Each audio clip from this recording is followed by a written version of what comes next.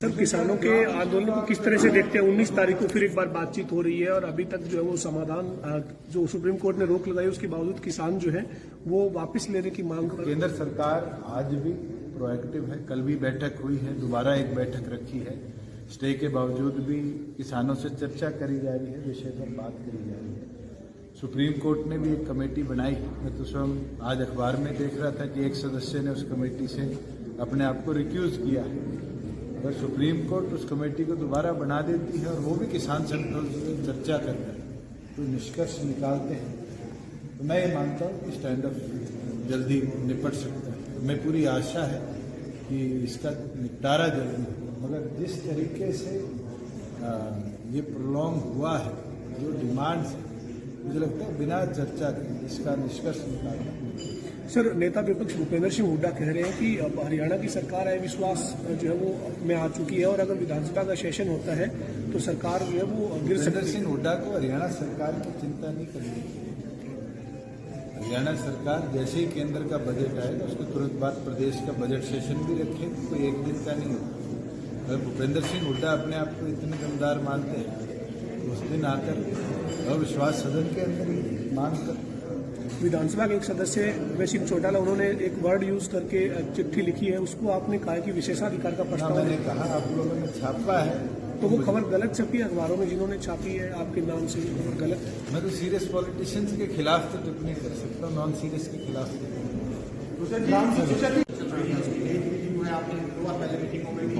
तो आपको निरंतर बोला है ऑन टाइम पंचायत इलेक्शन हम 50 को नहीं करवाएंगे और उसकी ड्यू डेट मेरे ख्याल से तो आखिरी सप्ताह फरवरी के प्रदेश की तरफ से स्टेट इलेक्शन कमीशन को भी लिख के दे दिया गया है और जल्द जो नई पंचायतें हैं उसकी नोटिफिकेशन भी हम जारी करेंगे। रणनीति पर चर्चा हुई है सर, कोई फैसला लिया गया? उसकी सेकेंड फ्लड कंट्रोल बोर्ड की बैठक जिसके अंदर लगभग 245 करोड़ रुपया इरिगेशन विभाग और 50 करोड़ रुपया पब्लिक हेल्थ विभाग को बोर्ड ने मंजूर किया है।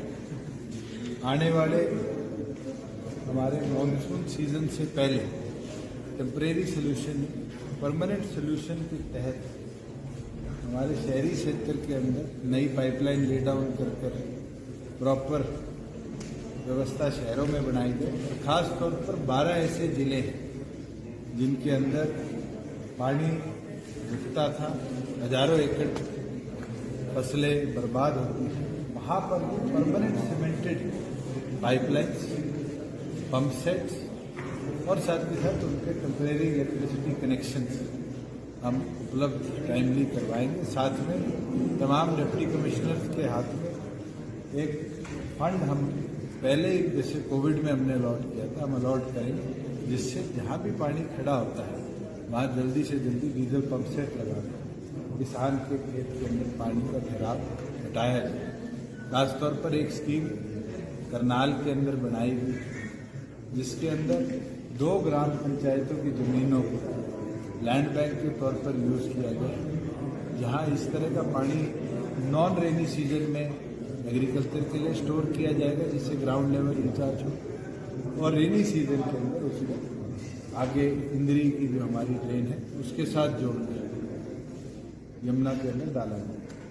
साथ में ईद, भिवानी, झज्जर, 3 जिले, सोनीपत, 3 जिलों के अंदर स्पेशलाइज्ड जहाँ हाई, जहाँ पानी की गहराई ज़्यादा है वहाँ पर पाइपलाइन के साथ साथ वाटर रिचार्ज के भी सिस्टम प्लान किए जाएंगे जिससे ग्राउंड वाटर भी उस एरिया का रिचार्ज हो और जिस एरिया में पानी ऊंचा है वहाँ पर सीमेंट पाइप के माध्यम से पानी को ड्रेन्स के अंदर डालना जल्द से जल्द वहाँ डीवाटरिंग करेंगे।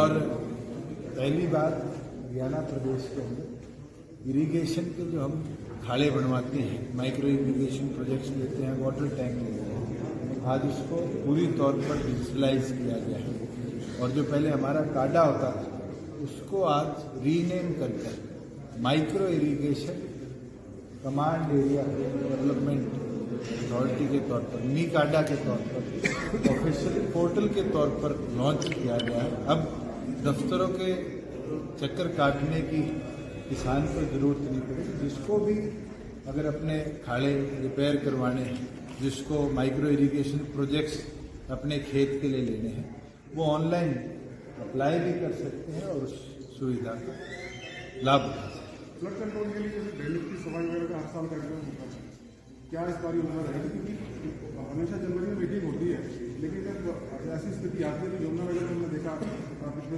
ऑलरेडी डिप्टी कमिश्नर्स को और दिशा निर्देश भी दे दिए गए हैं और साथ में आज इस मीटिंग के अंदर पब्लिक हेल्थ डिपार्टमेंट की जिम्मेवारी लगाई गई कि जो हमारे डीएमसीज हैं उनके और डिप्टी कमिश्नर के साथ उनके एससीज इन टच आए और अगर शहरों में कहीं भी इस तरह का ड्रेनेज के अंदर दिक्कत है, लो लाइन एरिया है, उसको भी एडिशनली बोर्ड की जो अगली बैठक होगी अप्रैल के अंदर उसके अंदर लेकर आए तो उसके लिए एडिशनल टाइम दिया। पिछले साल जो प्रेडिक्शन थी उससे कम बारिश हुई और हमारे प्रदेश के अंदर फ्लड वाली स्थिति कहीं नहीं आई। वाटर लॉगिंग थी, उसको टाइमली निपटाया। डिपार्टमेंट जो मेट्रोलॉजी का है उनके भी अधिकारी आए थे, उन द्वारा यही बताया गया है कि इस बार नॉर्मल रेनफॉल संभावित है, मगर जो वेदर्स हैं, जो एक्सट्रीम समर आती थी इस बार उसके चांसेस कम हैं, तो उसके ऊपर भी डिपार्टमेंट अपनी तैयारी कर रही है। सर, महत्वपूर्ण दिन है, कोरोना वैक्सीन की शुरुआत देश में हो चुकी है। हरियाणा सरकार की तरफ से ऑफिशियली अभी कुछ कहा नहीं गया है कि जिस तरह से पंजाब ने ऐलान कर दिया है कि सबके लिए फ्री हो।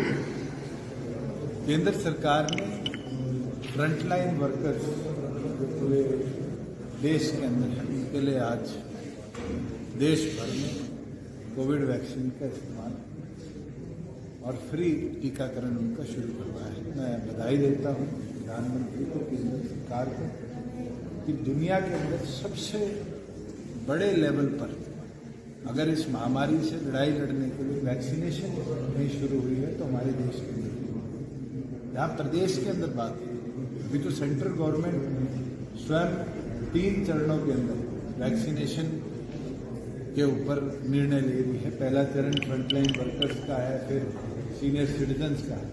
जिस दिन केंद्र सरकार अगर कोई भी अनटच्ड व्यक्ति छोड़ते हैं जिसको आज जरूरत है वैक्सीनेशन, तो प्रदेश सरकार उसमें निर्णय भी लेगी और उसका टीकाकरण कराएगी। सर, इंसो नेता दिग्विजय चौटाला ने भी डिमांड की है। चर्चा लंबे समय से चल रही है, एक मीटिंग हुई, आपने 2 बार पहले मीटिंग हो गई, उसके तो बाद आपको निरंतर बोला है ऑन टाइम पंचायत इलेक्शन हम 25 को नहीं कराएंगे और उसकी ड्यू डेट मेरे ख्याल से तो आखिरी सप्ताह फरवरी के प्रदेश की तरफ से स्टेट इलेक्शन कमीशन को भी लिख के दे दिया गया है और जल्द जो नई पंचायतें हैं उसकी नोटिफिकेशन भी हम जारी करेंगे। सर, किसानों के आंदोलन को किस तरह से देखते हैं? 19 तारीख को फिर एक बार बातचीत हो रही है और अभी तक जो है वो समाधान, जो सुप्रीम कोर्ट ने रोक लगाई उसके बावजूद किसान जो है वो वापस लेने की मांग पर। केंद्र सरकार आज भी प्रोएक्टिव है। कल भी बैठक हुई है, दोबारा एक बैठक रखी है।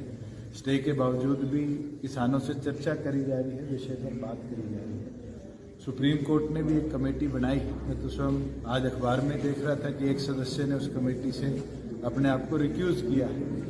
अगर सुप्रीम कोर्ट उस कमेटी को दोबारा बना देती है और वो भी किसान संगठनों से चर्चा करकर कोई निष्कर्ष निकालते हैं, तो मैं ये मानता हूँ कि स्टैंड अप जल्दी निपट सकता है। हमें पूरी आशा है कि इसका निपटारा जल्दी होगा, मगर जिस तरीके से ये प्रोलॉन्ग हुआ है, जो डिमांड्स है, मुझे लगता है बिना चर्चा के इसका निष्कर्ष निकालना।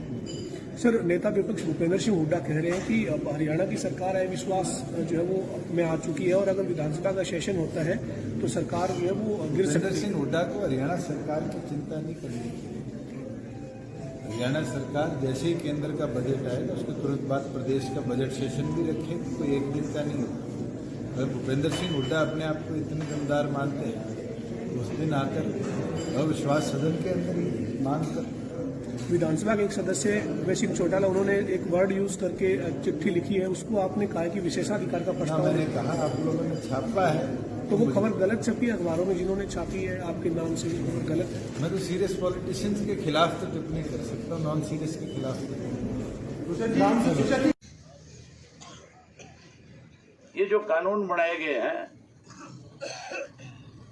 ये देश के प्रधानमंत्री की सोच नहीं थी। ये कानून भी अंबानी और अडानी के लिए बनाए गए हैं। जब कोरोना की बीमारी चल रही थी, जब नई कोरोना आई थी, तो उस वक्त के अंदर पूरे देश के अंदर इस तरह का लॉकडाउन था कि कोई व्यक्ति अपने घर से बाहर नहीं निकल रहा था। सड़कों के ऊपर कोई साधन नहीं चल रहा था। स्कूल और कॉलेज बच्चों की पढ़ाई के जो थे बंद हो गए थे। छोटी छोटी दुकानें जो गांव में भी थी, कस्बे में थी, शहर में थी, बाजार पूरे बंद कर दिए गए थे। यहाँ तक भी कि सारी फैक्ट्रियां भी बंद हो गई थी।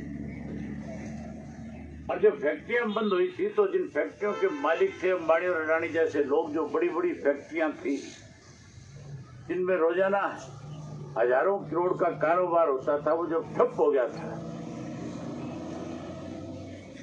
तो फिर अंबानी और अडानी ने ये मान लिया था कि कभी ऐसे हालात भी इस देश के, इस दुनिया के हो सकते हैं कि जो तुमने आज तक कमाया वो सारा का सारा कहीं 2-4 महीने में खत्म ना हो जाए। और जब फैक्ट्रियां बंद होगी, सरकार के पास टैक्स के रूप में पैसा जो फैक्ट्रियों से आ रहा था वो मिलना बंद हो गया। तो अलग अलग मुख्यमंत्रियों ने बयान दिए थे कि हमारे पास तो हमारे कर्मचारियों को तनख्वाह देने का पैसा भी नहीं है। उस वक्त में जब देश आर्थिक रूप से कमजोर हो रहा था, हर देश जो है दुनिया का, वो आर्थिक उसकी हालात जो है,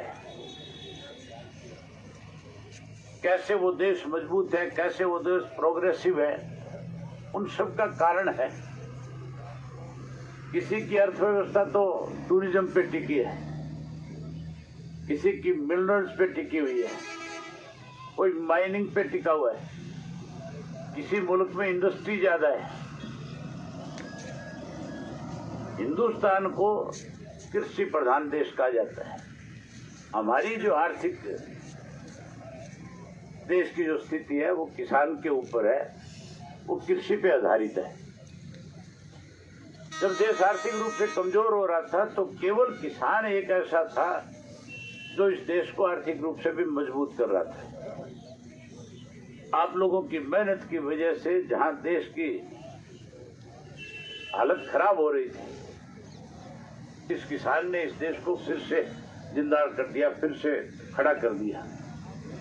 अंबानी और अडानी ने उसी दिन बैठ करके ये फैसला ले लिया था कि सारी फैक्ट्रियां बंद हो सकती है, लेकिन ये खेती वाली फैक्ट्री जो है ये कभी बंद नहीं हो सकती, ये कभी भी इसमें आर्थिक रूप से कमजोर नहीं हो सकती। इसलिए उन्होंने प्रधानमंत्री पे दबाव बनाया और उनसे कह करके इस कोरोना की आड़ के अंदर ये इस तरह के 3 कृषि के काले कानून बनाने का काम किया। अब चाहते हुए कानून खत्म हो तो फिर ये मान के चलो, जब देश का प्रधानमंत्री कोई गलत निर्णय लेगा तो उसको उसका निर्णय वापस लेने पे मजबूर करने के लिए लोगों को इकट्ठा होकर के उसके खिलाफ आंदोलन चलाना पड़ेगा। और आज जो आंदोलन आपका 51वें दिन में जा पहुंचा है। आज शंभू के बॉर्डर के ऊपर, टीकरी के बॉर्डर के ऊपर, आज राजस्थान के बॉर्डर के ऊपर, आज गाजीपुर यूपी के बॉर्डर पे, आज आपके पलवल के बॉर्डर के ऊपर लाखों की संख्या में 5 साल से लेके 85 वर्ष के बड़े बुजुर्ग आज आपकी लड़ाई को लड़ने का काम कर रहे हैं। ये लड़ाई और मजबूत हो, इसके लिए साथियों आपको भी 26 तारीख को बड़ी संख्या में आना चाहिए। चाहे यहाँ भी धरने पे रहो, वहीं 26 तारीख को ज्यादा से ज्यादा संख्या में पहुंचो। हमारी पार्टी तो इंडियन नेशनल लोकदल पार्टी ने तो सदा किसान का पक्ष लिया है। चौधरी देवीलाल जब कभी सत्ता में थे, उन्होंने किसान के हक में अच्छे फैसले लिए, उन्होंने किसान के लिए अच्छे कानून बनाए। और जब विपक्ष में होते थे, किसान की कोई सरकार अनदेखी करती थी, तो फिर वो उस किसान की लड़ाई के लिए उसकी अगवानी करते थे, उसके साथ खड़े हो जाते थे। जब कभी भी किसी भी सरकार ने किसान का अपमान करने की कोशिश करी, उसको सबक सिखाने का काम चौधरी देवीलाल ने किया था। हमारा तो उस दिन ही फैसला हो गया था पार्टी का, जिस दिन ये दस्तावेज ये जो कानून बनाने के लिए जब ये पेपर पब्लिश किए थे, तो हमने जैसे इनको देखा, पढ़ा, प्रदेश कार्यकारिणी की मीटिंग बुला करके जहां इस प्रस्ताव को कंडम किया, वही एक प्रस्ताव केंद्र की सरकार को भेजा था कि तीनों काले कानून वापस लिए जाने चाहिए। उसके बाद जिले के हेडक्वार्टर के ऊपर पार्टी की तरफ से अलग अलग नेताओं की ड्यूटी लगा करके हमने फिर मेमोरेंडम दिए थे, ये काले कानून खत्म होने चाहिए। और जब से ये आंदोलन अपने हरियाणा प्रदेश में पंजाब के साथियों ने आकर के बॉर्डर पे बैठ करके शुरू किया, हमने हमारी पार्टी के जो बॉर्डर के साथ लगते हुए जिलों के कार्यकर्ता थे, उनकी ड्यूटियां लगाई कि बिना किसी बैनर और झंडे के पंजाब से, राजस्थान से, यूपी से, राजस्थान से, मध्य प्रदेश से आए हुए किसान की मदद करो, जहां उनकी मदद करो वहीं सैनिटेशन को और मजबूत करो और ताकतवर बनाओ। इसके लिए भी अपनी तरफ से उनमें विश्वास पैदा करने का काम करो। अभी मेरे से पहले जिक्र कर रहे थे कि मैंने इस्तीफा सौंप दिया। मैंने इस्तीफा इसलिए दिया, मैं जब सरसा से लेकर के हजारों ट्रैक्टरों को वहां साथियों को टीकरी के बॉर्डर पे छोड़ने गया, तो मुझे बहुत से साथियों ने इस बात के लिए कहा कि चौधरी देवीलाल हमेशा बड़े से बड़े पद को त्याग करके किसान के साथ खड़े हो जाते हैं,